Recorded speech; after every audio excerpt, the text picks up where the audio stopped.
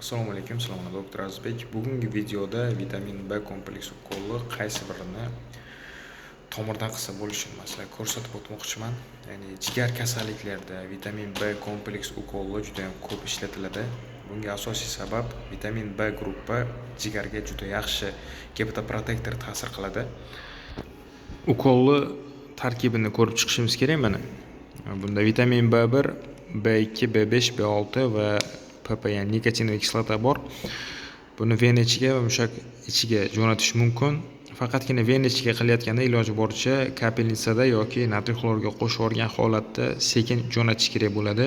Bunga asosiy sabab tarkibidagi nikotinoid kislota vitamin PP bemorlarda oshqozon og'rig'ini yoki bezovtaligiga chaqirishi mumkin. Imkon boricha shu narsalarga ahamiyat beramiz. Mushak orasiga ham qilishimiz mumkin. Bu vitamin B kompleksi lekin juda ham og'riqli bo'ladi. Endi bunisiga ahamiyat beramiz. Tarkibida tiamin gidroxlorid mana vitamin B1 100 mg, piridoksin vitamin B6, tsiankobalamin vitamin B1 и lidokain turibdi.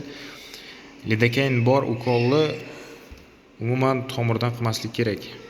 Iloji boricha mushak orasidan qilasiz. Shunisiga ahamiyat berasiz.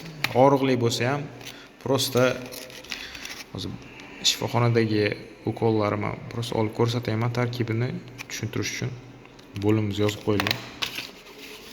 Shifoxonadagi hamma dorilarda shunaqa belgi bo'ladi, sotish taqiqlanadi и bo'lim nomi yozib qo'yiladi. Bizda yuqumli kasalliklar bo'limi. Уже kontentlardan ham bilishingiz mumkin. Jigar bilan bog'liq kasalliklar ko'proq yoritamiz, infeksiya bilan bog'liq kasalliklar.